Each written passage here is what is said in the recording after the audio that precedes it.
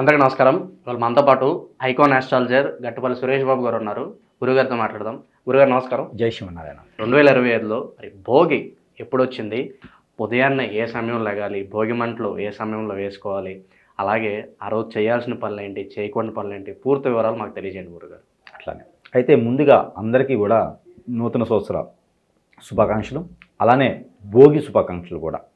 భోగి అనేది చాలా భోగ భాగ్యాలు లభించేటువంటి రోజుగా మనం చెప్పుకుంటాము. అయితే ఈ 2025వ సంవత్సరం భోగి అనేది ఒక ప్రత్యేకత ఉంది. అంటే 12 సంవత్సరాలకు ఒకసారి వచ్చేటువంటి మహాకుంభమేళ ఏదైతే ఉందో ఈ భోగి రోజునే మొదలవుతుంది. ఈ భోగి రోజున పౌర్ణమి కూడా పూర్తిగా ఉంది. 13వ తారీఖు జనవరి మాసంలో భోగి పౌర్ణమ, అది కోరల పౌర్ణమి. అదే రోజున మహాకుంభమేళ అనేది కూడా మొదలవుతుంది. ఈ కుంభమేళ మొదటి స్నానం కూడా ఆ రోజే మొదలవుతుంది.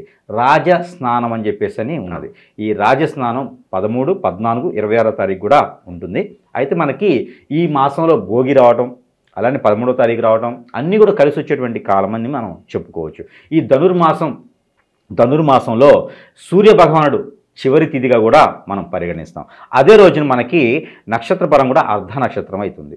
మంచి శుభదాయకమైనటువంటి నక్షత్రం. ఏదైతే మనకి పెద్దల కార్యక్రమాలు ఉన్నాయో ఈరోజు మొదలుపెట్టుకుంటే కూడా చాలా మంచి జరుగుతుంది. అయితే మనకి భోగి అనేది మనకి శుభ సమయం వచ్చేసి 3:15 ఏకునిజామున, అంటే మనకి కొన్ని ప్రాంతాల్లో తెల్లవారుజామున అంటారు. ఈ తెల్లవారుజామున 3:15 మనకి భోగి సంక్రమణం అవుతుంది. అయితే మనకి భోగి సంక్రమణంతో పాటు పూర్తిగా పౌర్ణమి కూడా ఉండడం అనేది గొప్ప అదృష్టం. అందులో స్నానం అనేది ఎవరైనా ఆచరించవచ్చు. అందులో రాజా స్నానం అనేది కూడా ఉంటుంది. కాబట్టి ఏది మహాకుంభమేళ మొదలు కాబట్టి తిథులు కావచ్చు, ఈ యొక్క నక్షత్రం కావచ్చు, ఈ యొక్క పౌర్ణమి భోగి ఏదైతే ఉన్నాయో ఇవి కలిసి రావడం అనేది అరుదుగా జరుగుతుంది. కాకపోతే ఇది చాలా పుణ్యకాలం అని చెప్పొచ్చు. ఎవరైతే దాంపత్య జీవితంలో కావచ్చు, ఎవరైతే పిల్లలు ఎదుగుదల, పిల్లలు పుట్టకపోవడం, ఎవరైనా ఆర్థిక స్థితిగతులు ఉన్నా కూడా ఈ స్నానం ఈ భోగి రోజు కనుక ఆచరించినట్లయితే ఏది ఉదయం బ్రాహ్మీ ముహూర్తంలో 3:15 భోగి మొదలవుతుంది. కాబట్టి ఆ సమయం నుంచి సాయంత్రం వరకు కూడా స్నానం ఆచరించి ఆ రోజు కనుక ఫాస్టింగ్ ఒక్కపొద్దు ఎవరైతే ఉండగలిగిన వాళ్ళు ఒక్కపొద్దు ఉంటే కూడా చాలా మంచి జరిగేదానికి ఆస్కారం ఉంది. తర్పణ అంటారు. ఆ ఒక రవి భగవానుడికి ఈ ధనుసు రాశిలో ఉన్న వాళ్ళు, ఆరోగ్యరీత్యా ప్రాబ్లమ్స్ ఉన్నవాళ్ళు, విదేశాలకు ప్రయాణం చేయాలనుకున్న వాళ్ళు, జాబు, చదువు, ఆర్థిక స్థితిగతులు వీళ్ళు ఎవరైనా సరే రవి భగవానుడికి తర్పణ వదిలినట్లయితే కనుక మంచి సముదమైనటువంటి అనుకూలమైనటువంటి కాలం ఉంటుంది. ఈ 12 సంవత్సరాలు కూడా రానున్నటువంటి 12 సంవత్సరాలు ఒక దశాబ్ద కాలం కూడా అందరికీ బాగుండేలాగా ఆస్కారం ఉంది. కాబట్టి ఆ మేర ప్రతి ఒక్కరు కూడా ఆ రోజు స్నానం ఆచరించడం, నది సమీప దూరంలో ఉన్నటువంటి నదీ తీరాన స్నానం ఆచరించడం మరీ మంచిదిగా చూస్తున్నాం. అయితే ఆ రోజున భోగి మంటలు వేసేదానికి ఉంటుంది. ఈ భోగి మంటలు వేయటం దానిలో ప్రత్యేకత ఏంటంటే మన ఇంట్లో ఉన్నటువంటి చెడు, మన ఇంట్లో ఉన్నటువంటి నెగిటివిటీ, మన మనసులు, మన మైండ్, మన బాడీ మీద ఉన్నటువంటి దిష్టి దోషాలు ఏవైతే ఉన్నాయో ఇవన్నీ కూడా తొలగిపోయేందుకు ఇంట్లో పనికి రానటువంటి వస్తువులు చెక్కకు సంబంధించి మాత్రమే, వేరే ప్లాస్టికో ఇప్పుడు చాలా లోహాలు ఉంటాయి అవన్నీ కాదు, ఏదైనా చెక్కకి సంబంధించినటువంటి పనికి రాని వస్తువులు, ఏదైనా సంవత్సరం లోపు గనక కాలం చేసి ఉన్నటువంటి ఆ మంచాలు కానీ, ఆ కుర్చీలు, ఆ టేబుల్స్ ఏవైతే జ్ఞాపకంగా ఉన్నటువంటివి ఏవైతే ఉన్నాయో అవన్నీ కూడా ఈ భోగి మంటలో వేయడం ద్వారా, చెక్కకు సంబంధించి మాత్రమే భోగి మంటలో వేయడం ద్వారా ఆ భోగి మంటలతో పాటు స్వర్గద్వార దర్శనం అని ఉంటుంది. ఏదైనా కాలం చేసినటువంటి పూర్వీకులు ఎవరైతే ఉన్నారో వాళ్ళకు సంబంధించినటువంటి వస్తువులు ఏవైతే ఉంటే కూడా అవి భోగి మంటలో వేయడం ద్వారా వాళ్ళు ఆ స్వర్గద్వారానికి దర్శనం చేసుకునేలా ఉంటుంది. కాబట్టి ఆ మేర భోగి మంటల్లో వాళ్ళకి సంబంధించినటువంటి చెక్కకి సంబంధించినటువంటి ఏమైనా ఉంటే అవి భోగి మంటలో వేయచ్చు. మామూలుగా అయితే భోగి మంటలు అనేది ఆవు పిడకలతో వేస్తారు. ఏదైతే భోగి పళ్ళు చేస్తారో అలానే ఆవు పిడకలతో భోగి మంటలు వేస్తారు. ఆవుని పేడ తీసుకొచ్చేసి దాటిని గొబ్బెమ్మాని చేస్తారు. ఈ గొబ్బెమ్మాని చేసేసి ఇంటి ముందు, వాకిలి ముందు వేసేటువంటి ముగ్గు, ఏదైతే బియ్యం పిండి ముగ్గు రాళ్ళు అని ఉంటాయి, ఈ ముగ్గు రాళ్ళు చాక్ పీస్తో ఎప్పుడు ముగ్గు వేయకూడదు. బియ్యం రాళ్ళు కానీ, లేదా బియ్యం పిండి కానీ, లేదా బియ్యం జల్లిరించినటువంటి ఆ పౌడర్ కానీ, లేదా ముగ్గు ఏదైతే కొండరాళ్ళు నుంచి తెచ్చినటువంటి ముగ్గురాళ్ళు అని ఉంటాయి, వాటితో నామం అని కూడా ఉంటుంది, నామం అంటారు. అవి కూడా కొండ నుంచి వచ్చేటువంటిది ఒక లోహం, అది కూడా దాంతో కూడా ముగ్గు వేయచ్చు, అంతేగాని చాక్ పీస్తో వేయకూడదు. అయితే ఈ మూటి ద్వారా వేసినటువంటి ముగ్గు ఏదైతే ఉందో ఆ ముగ్గు మీద గొబ్బెమ్మ ఈ పేడను తీసుకొచ్చి గొబ్బెమ్మ పెట్టేసి దానిపైన పువ్వులు పెడతారు. మందార పువ్వులు, అలానే చామంతి పూలు, ఎర్రగా ఉండేటువంటి బంతి పూలు పెట్టేదానికి ఆస్కారం ఉంటుంది. ఎందుకు ఎర్రని పూలే పెట్టాలి అంటే ఈ రవి భగవానుడు ధనుసు రాశిలో నుంచి మరుసటి రోజున మకర రాశిలోకి సంభవిస్తాడు. అయితే ఈ ధనుసు రాశిలో ఉన్నప్పుడు ఏదైతే రవి భగవానుడి పవర్ అనేది కొంచెం తక్కువలో ఉంటుంది. ఆ పవర్ని పెంచేందుకు ఈ ధనుసు రాశి నుంచి మకర రాశికి రమ్మని స్వాగతించడానికి, ఆస్వాదించగా ఉండేందుకు రోగాలు రుమ్మతులతో బాధపడే వాళ్ళు, ఇంట్లో పెద్దవాళ్ళు ఎవరైనా ఉంటే కూడా వాళ్ళందరికీ బాగుండేలాగా ఆ రవి భగవానుడి యొక్క కృపా కటాక్షాలు ఉండేందుకు ఆ ఎర్రని పూలు అనేది రవి భగవానుడి యొక్క ఆ ఒక స్నేహంగా పెట్టేదానికి ఉంటుందన్నమాట. 7 గుర్రాల మీద పరిగణిస్తూ ఉంటాడు రవి భగవానుడు. ఎంతో స్పీడ్గా ఒక గుర్రమే ఎంతో బాగా పరిగెడుతూ ఉంటుంది. అది 7 గుర్రాల మీద సవారీ చేస్తూ ఉంటాడు రవి భగవానుడు. ఇంకా త్వరగా రావాలి అని చెప్పేసి అని ఆ రవి భగవానుడికి ఆస్వాదిస్తూ ఆహ్వానిస్తూ ఉంటారన్నమాట. దానికి చిహ్నంగా ఇది చేస్తారు. ఎందుకు మనం పేడని తీసుకొచ్చి ఆవు పిడకలు, ఆవు పేడని ఎందుకు ఉపయోగించాలంటే ఆవు అనేది మన సాంప్రదాయ ప్రకారంగా గొప్పది.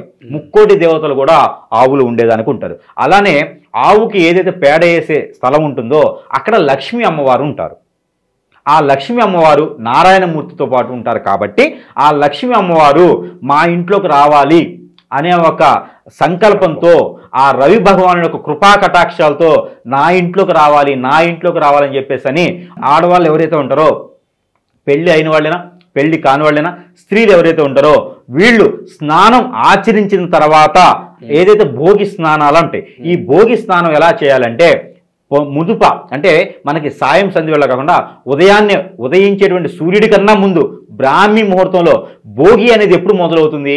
3:15 బ్రాహ్మీ ముహూర్తంలో మొదలవుతుంది. కాబట్టి ఈ అదృష్టాన్ని అందరూ స్త్రీలు కూడా నిర్వర్తించుకొని వాళ్ళ యొక్క బాడీ సహకరించినట్టు మీదుగా వేడి వాటరో చలి వాటరో స్నానం ఆచరించి ఆ స్నానం ఆచరించేటువంటి నీటిలో కూడా వాళ్ళు ఉప్పు, పసుపు, అలానే మెంతులు, ఆవాలు కూడా వేసుకొని ఎన్ని చిటికెడు 1 కిలో కాకు 1 చిటికెడు వేసుకొని కనుక స్నానం ఆచరించినట్టయితే వాళ్ళకి రుమ్మతులు ఏవైనా ఉంటే కూడా తొలగిపోయేసి, అలానే వాళ్ళకి ఆరోగ్యరీత్యా, అలానే వాళ్ళకి కోరికలు ఏదైనా ఉంటే కూడా జెన్యున్గా ఉంటాయి. భార్యాభర్తల మధ్య ఎడబాటున్నా కూడా మంచిగా అవుతారు. అన్ని రకాల బాగుంటుంది. కాబట్టి ఆ రకమైన దిష్టి దోష కూడా పోయేందుకు ఉంటుంది. ఆ రోజు ఇంకా చేయాల్సింది ఏంటంటే మగపిల్లలు మొలత్రాడు అని ఉంటుంది. ఈ మొలత్రాడు కానీ మెడలో ఉన్నటువంటి ఏదైతే ఆ దారాలు తాబీజులు ఉంటాయో అవి కూడా మార్చుకునేందుకు అనుకూలంగా ఉంటుంది. కాబట్టి ఆ రోజు ఆ స్నానం ఆచరించి ఈ గొబ్బెమ్మని ముగ్గులో ఉంచి స్నానం ఆచరించిన తర్వాతనే ముగ్గు వేయాలి. ఇది మాత్రం భోగి రోజున ఖచ్చితంగా అందరూ గుర్తుపెట్టుకోవాల్సిన విషయము. ఆ ముగ్గు వేసిన తర్వాత ఆ ముగ్గులో ఈ ఆవు పేడను తీసుకొచ్చి గొబ్బెమ్మ రూపంగా పెట్టి దాంట్లో ఎర్రని పువ్వులు పెడితే కనుక ఆ ఎవరైతే లక్ష్మీ అమ్మవారు ఉంటారో ఖచ్చితంగా మన ఇంటికి వస్తుంది అనే ఒక ఆచారంతో ఉంటుంది. కాబట్టి ఆ మేర ప్రయత్నం చేయాలి. గురుగారు, అలాగే భోగి మంటల్లో చాలా రకాల వస్తువులు వేస్తూ ఉంటారు. ఎలాంటి వస్తువులు వేయాలి, మరి ఎలాంటి వస్తువులు వేయకూడదు అంటారు? మరి ఖచ్చితంగా ఆ భోగి మంటల్లో వేసినటువంటి ఏదైతే ఉందో సువాసన వచ్చేటువంటి సుగంధాలు చెల్లేటువంటి గంధపు చెక్కలు వేయొచ్చు. అలానే టేక అని ఉంటుంది, మద్ది టేక వేయొచ్చు. అలానే వేప తుమ్మ వేయకూడదు. వేప తుమ్మ అస్సలు వేయకూడదు. వాటితో ఉన్నటువంటి వస్తువులు ఏవైతే ఉన్నాయో వాటిని ఉపయోగించకూడదు. అవి చెడుతో సమానం. తుమ్మ చెడుతో సమానం. వేప వేస్తే వీళ్ళకి ఎప్పటి నుంచో పోవాల్సినటువంటి బాధలు రుమ్మతులు కూడా పోవు, మళ్ళీ వస్తాయన్నమాట. తులసి మాత, ఏప చెట్టు ఎప్పుడు కూడా భోగి మంటల్లో వేయరాదు. అవి ఎప్పుడు మనంగా వెలిగించరాదు.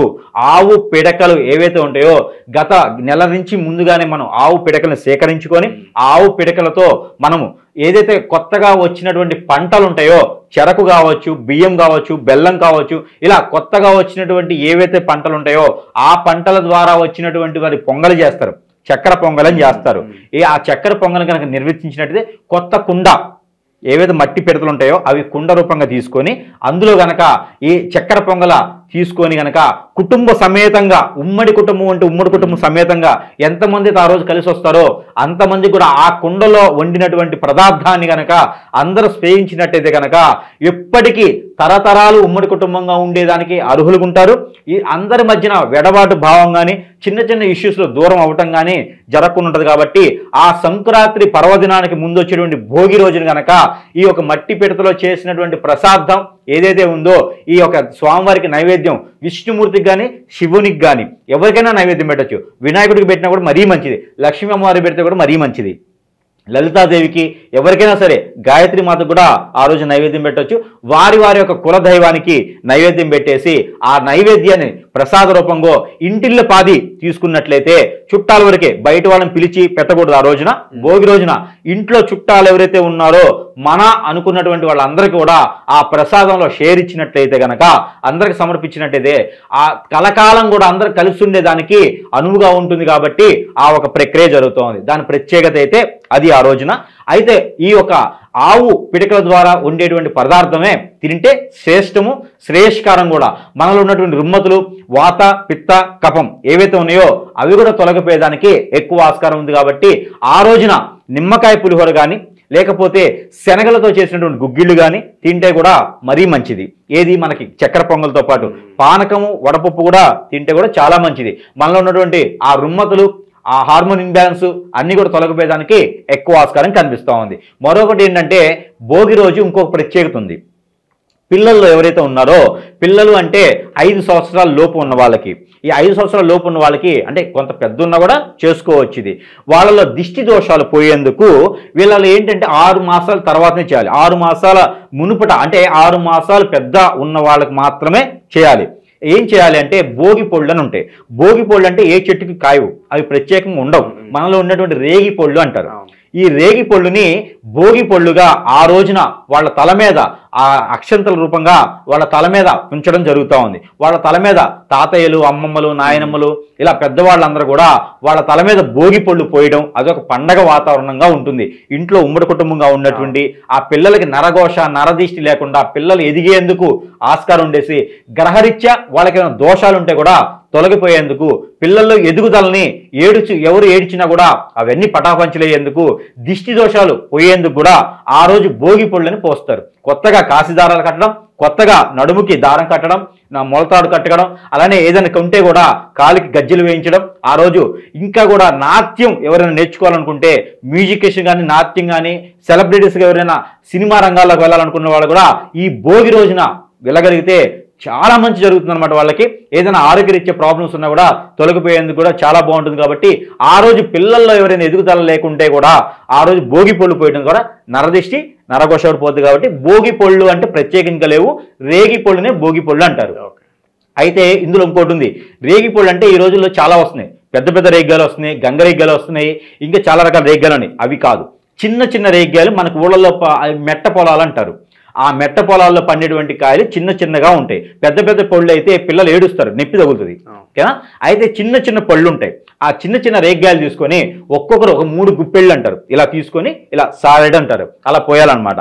అలా పోచినప్పుడు కనుక ఆ లక్ష్మీనారాయణ స్తోత్రం కానీ అలాగే లలితా సహస్రనామం కానీ చదువుకుంటే మరీ మంచిది. ఆ పిల్లలకి దిష్టి దోషాలు అన్నీ పోతాయి. అయితే ఆ పోచినటువంటి రేగి పళ్ళు ఉంటాయి కదా, అవి ఎవరు తినకూడదు. చాలా మంది ఏం చేస్తారంటే ఆ పిల్లలు మేము పోసినటువంటి రేగి పళ్ళు అందరికి పంచుతారు. అది చాలా తప్పు. అది పేరెంటంగా చేస్తారు. చాలా మందికి ఆ రేగి పళ్ళు ఇస్తారు, అలా ఇవ్వకూడదు. ఆ పోసినటువంటి రేగి పళ్ళు ఏవైతే ఉన్నాయో అవి తీసుకెళ్ళి కాల్చేసేయాలి.